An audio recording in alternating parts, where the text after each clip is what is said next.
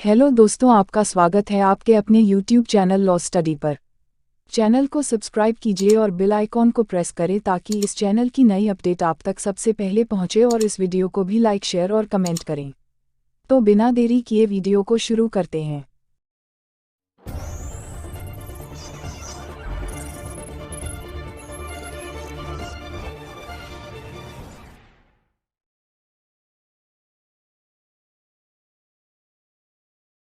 आज की इस वीडियो में आप सभी को पॉक्सो एक्ट क्या है, सजा, जमानत व फुल फॉर्म के बारे में जानकारी देने जा रहे हैं। दोस्तों, हम आए दिन बाल यौन शोषण के बारे में देखते सुनते हैं, लेकिन हमारे देश में इसको रोकने के लिए क्या कोई प्रावधान मौजूद है? आज बच्चों का यौन शोषण एक सामुदायिक चिंता का विषय हो गया है और इसके लिए कई विधायी और व्यावसायिक पहलों पर सबका ध्यान केंद्रित किया है। अगर हम भारत के कुल जनसंख्या की बात करें तो लगभग 37% हिस्सा बच्चों का है और वही विश्व की कुल जनसंख्या में 20% हिस्सा बच्चों का बताया जाता है। इसी क्रम में सालों से बाल यौन शोषण पर ध्यान आकर्षित करने और इसके आसपास की चुप्पी की साजिश को तोड़ने के लिए कई प्रयास किए गए हैं। इसी का परिणाम यौन अपराधों से बच्चों का संरक्षण अधिनियम 2012 पोक्सो अधिनियम, एक ऐतिहासिक कानून बनाया गया है। पॉक्सो एक्ट क्या है? यौन अपराधों से बच्चों का संरक्षण करने के लिए पोक्सो, जिसका पूरा नाम है the protection of children from sexual offences act, बनाया गया है। इस अधिनियम कानून को महिला और बाल विकास मंत्रालय ने साल 2012 पोक्सो एक्ट 2012 के नाम से बनाया था। इस कानून के जरिए नाबालिग बच्चों के प्रति यौन उत्पीड़न, यौन शोषण और पोर्नोग्राफी जैसे यौन अपराध और छेड़छाड़ के मामलों में कार्रवाई की जाती है। इस कानून के अंतर्गत अलग अलग अपराध के लिए अलग अलग सजा निर्धारित की गई है। सुप्रीम कोर्ट ने Sakshi case, Sakshi versus union of India 1999 6 SCC 591 में बाल यौन शोषण से निपटने के लिए आईपीसी की अपर्याप्तता पर प्रकाश डाला था, जब महिला एवं बाल विकास मंत्रालय ने बच्चों के खिलाफ अपराध विधेयक का मसौदा परिचालित किया 2009। तब शुरू हुई कानून बनाने की प्रक्रिया, जो अंत में पोक्सो अधिनियम बन गई। पॉक्सो एक्ट कहां पर लागू होता है? यह अधिनियम पूरे भारत पर लागू होता है। पॉक्सो कानून के तहत सभी अपराधों की सुनवाई एक विशेष न्यायालय द्वारा कैमरे के सामने बच्चे के माता पिता या जिन लोगों पर बच्चा भरोसा करता है, उनकी उपस्थिति में होती है। पॉक्सो एक्ट में अब होगी फांसी। मोदी सरकार की कैबिनेट की बैठक हुई और यह फैसला लिया गया कि दोषियों को मौत की सजा दी जाएगी। बैठक में protection of children from sexual offence POCSO act में बदलाव की बात कही गई और इसके अंतर्गत 12 साल से कम उम्र की लड़कियों के बलात्कार के दोषी को मौत की सजा पर कैबिनेट की मुहर लगाने का प्रस्ताव रखा गया, जिसको बाद में कैबिनेट ने अपनी मुहर लगा दी। केंद्रीय कैबिनेट की बैठक में सरकार द्वारा बच्चों के यौन अपराधों से संरक्षण अधिनियम पॉक्सो एक्ट में बदलाव लाया गया और आरोपी को फांसी की सजा पर एक अध्यादेश जारी किया। अब कानून में बदलाव होने के बाद कोई भी 12 साल तक की बच्ची के साथ दुष्कर्म के दोषी को मौत की सजा का प्रावधान किया गया है। पॉक्सो के पहले के प्रावधानों की बात की जाए तो इसके मुताबिक दोषियों के लिए अधिकतम सजा उम्र कैद और न्यूनतम सजा 7 साल जेल थी। इस कानून के दायरे में 18 साल से कम उम्र के बच्चों से किसी भी तरह का यौन व्यवहार शामिल है।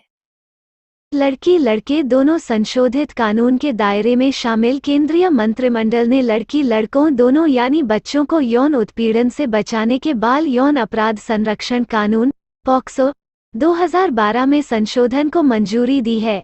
इस संशोधित कानून में 12 वर्ष से कम उम्र के बच्चों के साथ दुष्कर्म करने पर मौत की सजा तक का प्रावधान है। इसके अलावा बाल यौन उत्पीड़न के अन्य अपराधों की भी सजा कड़ी करने का प्रस्ताव भी रखा गया है। पॉक्सो एक्ट के अंतर्गत मीडिया के लिए विशेष दिशा निर्देश प्रावधान 1. धारा 20 के अनुसार मीडिया किसी बालक के लैंगिक शोषण संबंधी किसी भी प्रकार की सामग्री जो उसके पास उपलब्ध हो, वह स्थानीय पुलिस को उपलब्ध कराएगा। ऐसा न करने पर यह कृत्य अपराध की श्रेणी में माना जाएगा। 2. कोई व्यक्ति किसी भी प्रकार के मीडिया या स्टूडियो या फोटोग्राफी सुविधाओं से पूर्ण और अधिप्रमाणित सूचना के बिना किसी बालक के संबंध में कोई रिपोर्ट या उस पर कोई टिप्पणी नहीं करेगा, जिससे उसकी प्रतिष्ठा हनन या उसकी गोपनीयता का उल्लंघन होता हो। 3. किसी मीडिया से कोई रिपोर्ट बालक की पहचान जिसके अंतर्गत उसका नाम, पता, फोटोचित्र, परिवार के विवरणों, विद्यालय, पड़ोसी या किन्हीं अन्य विवरण को प्रकट नहीं किया जाएगा। 4. परंतु ऐसे कारणों से जो अभिलिखित किए जाने के पश्चात सक्षम विशेष न्यायालय की अनुमति प्राप्त कर किया जा सकेगा यदि उसकी राय में ऐसा प्रकरण बालक के हित में है। 5. मीडिया स्टूडियो का प्रकाशक या मालिक संयुक्त रूप से और व्यक्तिगत रूप से अपने कर्मचारी के कार्यों के किसी कार्य के लिए उत्तरदायी होगा। इन प्रावधानों का उल्लंघन करने पर 6 माह से 1 वर्ष के कारावास या जुर्माने या दोनों से दंडित किया जाएगा। पॉक्सो एक्ट में मेडिकल जांच। यहाँ आपको बता दें कि रिपोर्ट दर्ज होने के बाद पुलिस की यह जवाबदेही है कि पीड़ित का मामला 24 घंटों के अंदर बाल कल्याण समिति के सामने लाया जाए, जिससे पीड़ित की सुरक्षा के लिए जरूरी कदम उठाए जा सके। इसके साथ ही बच्चे की मेडिकल जांच करवाना भी अनिवार्य है। ये मेडिकल परीक्षण बच्चे के माता पिता या किसी अन्य व्यक्ति की उपस्थिति में किया जाएगा जिस पर बच्चे का विश्वास हो, और पीड़ित अगर लड़की है तो उसकी मेडिकल जांच महिला चिकित्सक द्वारा ही की जानी चाहिए। पॉक्सो एक्ट से कैसे बचें? पॉक्सो एक्ट से बचने का कोई भी उपाय नहीं है। हालांकि अगर ये साबित होता है कि उम्र सीमा 18 से ज्यादा है तभी केवल इस धारा को हटाया जाएगा, अन्यथा किसी भी सूरत में पॉक्सो एक्ट से नहीं बचा जा सकता। पॉक्सो अधिनियम की प्रमुख विशेषताएं। इस अधिनियम में बच्चों को 18 वर्ष से कम आयु के व्यक्तियों के रूप में परिभाषित किया गया है। यह अधिनियम लिंग तटस्थ है। इसका अर्थ यह है कि अपराध और अपराधियों के शिकार पुरुष, महिला या तीसरे लिंग हो सकते हैं।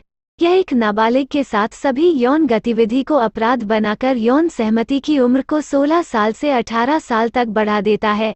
अधिनियम में यह भी बताया गया है कि यौन शोषण में शारीरिक संपर्क शामिल हो सकता है या शामिल नहीं भी हो सकता है।